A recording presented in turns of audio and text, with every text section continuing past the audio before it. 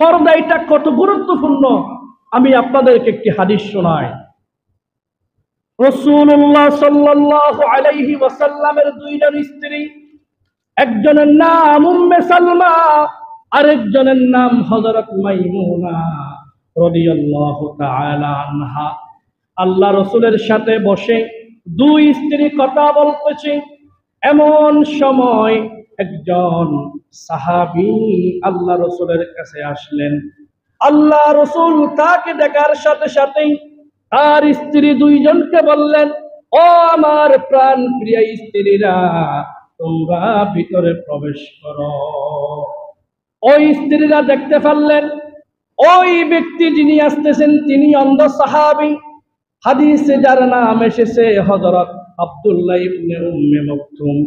আব্দুল্লাহ ইবনে উম্মে মাকতুম রাদিয়াল্লাহু তাআলা আনহুকে দেখে আল্লাহ রাসূলের স্ত্রীগণ বললেন, ইয়া রাসূলুল্লাহ, ইয়া হাবিবাল্লাহ, ওই ব্যক্তি অন্ধ, ওই ব্যক্তি তো আমাদেরকে দেখতে পারবে না, তাহলে আমরা কেন চলে যাব? আল্লাহ রাসূল বললেন, ও আমার স্ত্রীরা, তিনি অন্ধ হতে পারে, আফাউম ইয়াওয়ানি, তোমরা কি অন্ধ? তোমরা কি তাকে দেখবে না? সুতরাং সে অন্ধ হতে পারে, তোমরা অন্ধ নয়, তোমরা এখানে থাকতে পারবে না, তাকে দেখা তোমাদের জন্য জায়েজ নেই। অন্ধ সাহাবী নিজের চোখে দেখে না, তার সামনে আল্লাহর প্রিয় হাবিব তার স্ত্রীদেরকে পর্দা করে পুরো পৃথিবীবাসীকে আল্লাহর কোরআনের শিক্ষা বাস্তবায়ন করেছেন।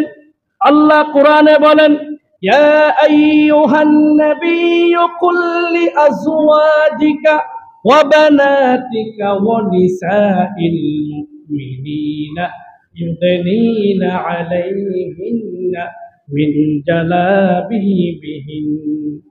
ও হে দুনিয়ার মেয়েরা, এই আয়াত থেকে শিক্ষা আল্লাহ ডাইরেক্ট ভাবে বলছে, ও নবী তুমি বলে দাও, কুল্লি আজওয়াজিকা, তোমার স্ত্রীদেরকে, ওয়া বানাতিকা, তোমার মেয়েদেরকে, ওয়া নিসাইল মুমিনিনা, কিয়ামত পর্যন্ত যত মুসলমানের মেয়েরা আসবে তাদেরকে তুমি বলে দাও তারা যেন পর্দা করে। পর্দা এটা নামাজ, রোজা, হজ, যাকাত